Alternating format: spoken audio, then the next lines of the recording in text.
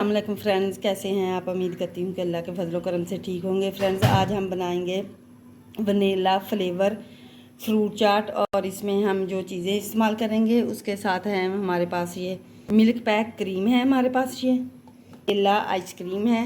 اس سے بہت ہی مزیدار جو ہماری کریمی فروٹ چاٹ ہے وہ بنتی ہے۔ ہم یہ ڈال لیں گے۔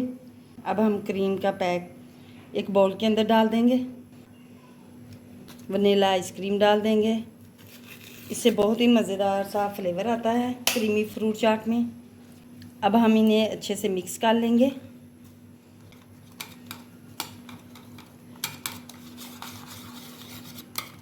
اب ہم اس میں چینی ڈال دیں گے، 1 ٹیبل سپون ہم چینی ڈالیں گے۔ چینی ہماری پیسی ہوئی ہے، یہ ڈال دیں گے۔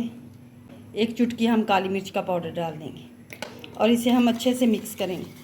ہماری کریم جو ہے اچھے سے مکس ہو چکی ہے اور تیار ہو چکی ہے۔ اب ہم اس کے لیے فروٹس لیں گے۔ 1 عدد میں نے انار لیا تھا، اس کے دانے نکال لیے ہیں۔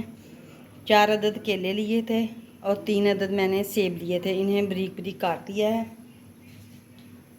اب ہم ان کو مکس کر لیں گے۔ اب ہم اس میں کریم ایڈ کر دیں گے، جو کریم اور ونیلا آئس کریم ہم نے مکس کی تھی وہ ایڈ کریں گے۔ فرینڈز، اگر میری ویڈیو آپ کو اچھی لگے شیئر کریں، لائک کریں، اور اگر میرے چینل پر نئے ہیں تو میرے چینل کو سبسکرائب بھی کیجیے گا، تاکہ ہر نئی آنے والی ویڈیو جو ہے آپ تک پہنچ سکیں۔